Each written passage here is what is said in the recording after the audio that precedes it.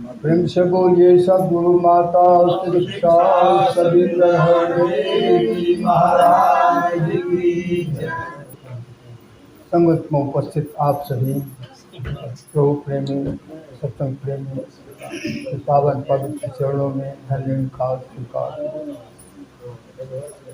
साथ संगत जी, अभी जो हम सत्संग में हम सभी ब्रह्मज्ञानी संत एक जगह एकत्रित होकर के निराकार हरि का गुणगान कर रहे हैं।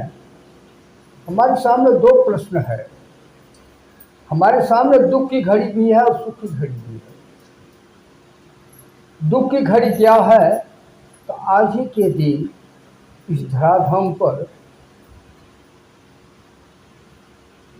सद्गुरु स्वरूप निरंकारी जगत के महान महापुरुष इस संसार से हम लोग के बीच से चले गए। दुख की घड़ी ये है। और सुख की घड़ी क्या है? तो आज ही के दिन हमारा देश अंग्रेजों की जंजीर से मुक्त हुआ था। हम लोग मुक्त हो गए थे, क्योंकि उससे पहले हम लोग को अंग्रेजों के अधीन रहना पड़ता था, अंग्रेजी शासन के मुताबिक चलना पड़ता था। तो आज ही के दिन आज 76वां स्वतंत्रता दिवस है। तब सत्संगत जरा पर विचार करें। हमें तो मुक्ति मिल गई, लेकिन सही माने में संसार से हमारे देश से के जो अंग्रेज आए वो चले गए, उनसे तो मुक्त हो गए, लेकिन हम इस संसार में आकर के हमें मुक्ति कब मिलेगी? हम कब मुक्त होंगे? अब सत्संगत जरा विचार करें। शरीर मिला है कि बार बार हमको आपको शरीर नहीं मिलता है।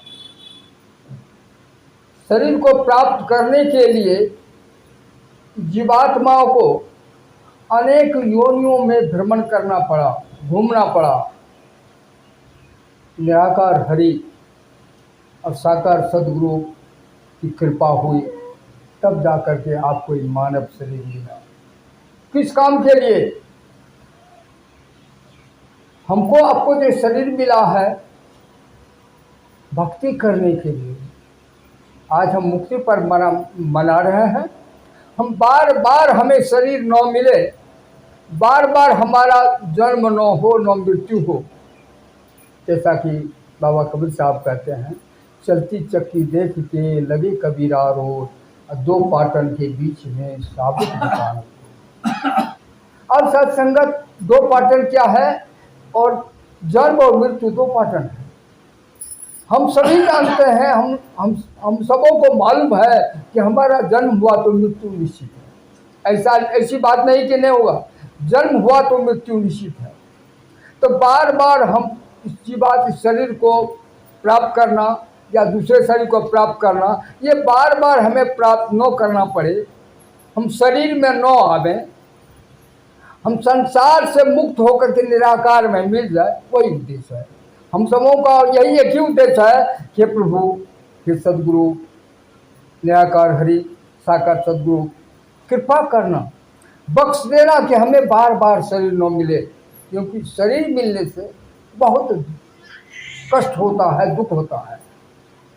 इसके लिए माताएं जानती होगी कि बच्चे को कितना कष्ट होता है, और बच्चे जानते होंगे कि ये जन्म लेने में ही उतना ही कष्ट होता है, मरने में भी उतना ही कष्ट होता है।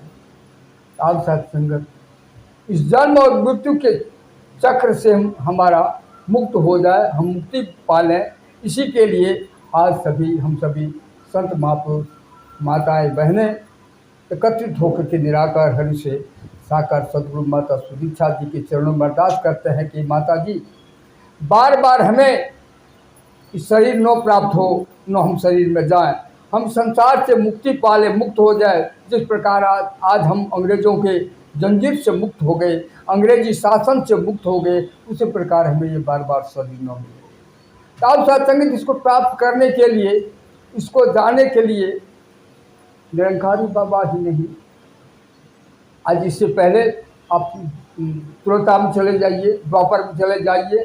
द्वापर में जैसे कि आप सभी गीता के बारे में जानते होंगे। गीता हमारा एक ऐसा धर्म पुस्तक है जिसको सरकार भी मानती है, असमूचे संसार के लोग, सभी धर्मों को लोग गीता को मानते हैं। ऐसी बात नहीं कि हिंदू ही मानते हैं, सभी धर्मों के लोग गीता को मानते हैं, सरकार भी मानती है। गीता ऐसा हमारा धर्म पुस्तक है। तो गीता में कहा गया है, भगवान कृष्ण अर्जुन से कहते हैं कि जो मुझको जान लेता है जन्म मृत्यु से मुक्त हो जाता है। तो अब हम इतने दिनों तक प्रभु का नाम ले रहे थे, सभी लोग नाम लेते हैं, ऐसी बात नहीं है कि एक हिंदू वर्ग ही नाम लेते हैं, मुसलमान भी अल्लाह का नाम लेते हैं, ईसाई भी ईसा मसीह का नाम लेते हैं, सभी लोग प्रभु का नाम लेते हैं, लेकिन उसको जानते नहीं। आज उसी प्रभु को, निराकार हरि को जनाने के लिए इस समय इस कली काल में सद्गुरु स्वरूप एक निराकार हरि पैदा लिए हैं जनाने के लिए। इतने दिनों तक नाम तो ले रहे थे, आज प्रत्येक गांव में ऐसा इस गांव कोई अछूता नहीं है जिस गांव में कि रामायण पाठ ना होता हो। रामायण पाठ हो रहा है, शब्द का उच्चारण हो रहा है, शब्द पर विचार नहीं किया जा रहा है। रामायण पाठ तो हो रहा है लेकिन शब्द पर विचार नहीं किया जा रहा है। आज ये निराकारी मिशन शब्द का बोध नहीं, निराकार का बोध करवा रहे हैं। शब्द इतने दिनों तक हम शब्द पर विचार कर रहे थे, शब्द का उच्चारण कर रहे थे। परमात्मा है, अल्लाह है, गॉड है, भगवान है। अगर वो है तो कहाँ है, किस जगह है? तो हमारे पहले भी संत महात्मा, हमारा जो ग्रंथ है वो बता चुका है, अगर ईश्वर है तो कण में बात करता है। जैसा कि तुलसी बाबा लिखते हैं, हरि व्यापक सर्वत्र समाना। हरि हर जगह है, लेकिन हर जगह तो है। इतने दिनों तक जब हम ये निरंकारी मिशन का ज्ञान नहीं लिए थे तो इतना जानते कि परमात्मा भगवान मंदिर में है या घर में गुसाउन है, इतने तो यही जानते थे। परमात्मा कण कण में है, इसकी जानकारी हमको आपको नहीं थी। अब समय के सद्गुरु प्रकट हो गए, हमें बता दिए कि परमात्मा हर जगह है। ऐसा कोई जगह नहीं है कि जहाँ की परमात्मा नहीं है।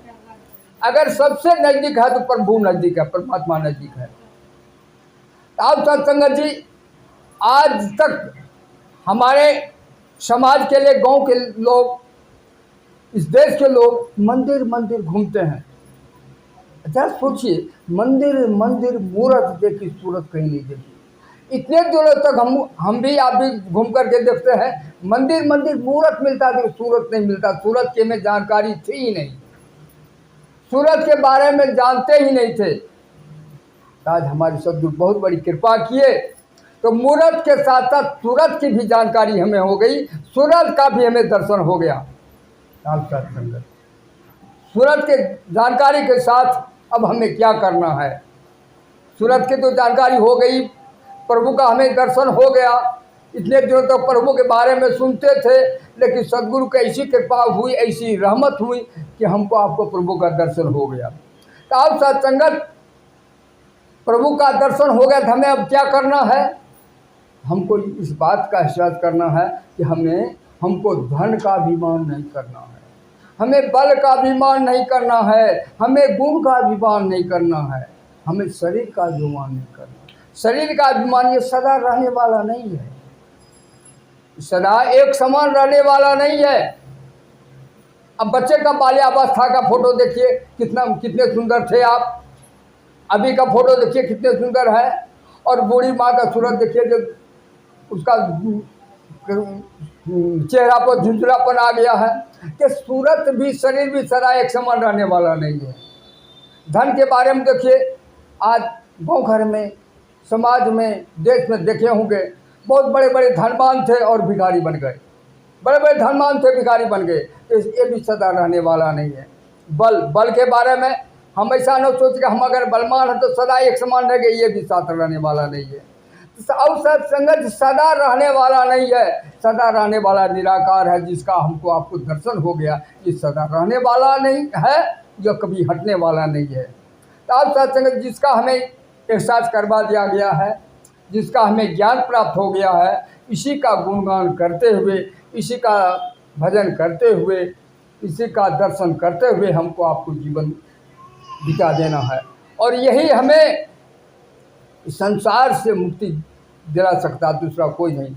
आप सत्संगत दास को आपके चरणों में अरदास करता है, विनती करता है, और अभिमान के गुरु का वचन अभिमान के साथ करता है कि इसके सिवा दुनिया में कोई साथी नहीं है, कोई साथी नहीं। इस पर हर हमेशा विश्वास करना है और विश्वास करते हुए जीवन को करना। इसको छोड़ करके कहीं भी डिगना नहीं है, कहीं जाना नहीं है। इसी पर विश्वास करना है। यही आपको अंत काल तक मुक्ति दिला सकता है। और यही अगर आप जिस प्रकार माँ हर हमेशा सोचती है कि हमारे बच्चों को क्या चाहिए, भोजन चाहिए कि दूध चाहिए कि पानी चाहिए, माँ जानती है।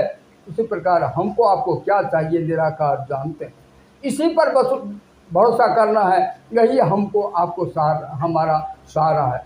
आप सत्संगत अधिक शब्दों का सहारा न लेते हुए दास आपके चरणों में विनती करता है। दास के मुंह से अगर किसी तरह का गलत शब्द निकल करके आपको अगर हृदय को गुदगुदाया हो, उसके लिए दास क्षमा प्रार्थी है। सत्संगत निराकार हरि से अरदास करता है, विनती करता है, हे निराकार हरि, हे साकार सद्गुरु माता सुरक्षा जी, कृपा करना, रहमत करना। जो भी महापुरुष माताएं बहनें जो भी अरदास लेकर के संगत में आया हो, दाता कृपा करना, उनके मौन भाव को पूर्ण करना। साथ ही दास को भी अपने चरणों से लगा करके सदा सत्संग सुमन सेवा का भाव रखना। दास के लिए इसके लिए दास आप सभी महात्माओं के चरणों में संगत माँ से अरदास करता है। हे संगत माँ, हे निराकार हरि, दास को भी अधिक से अधिक सामर्थ्य दे करके आपका सेवा करने का मौका देना। यही अरदास, यही है। साथ संगत जी प्यार से कहना।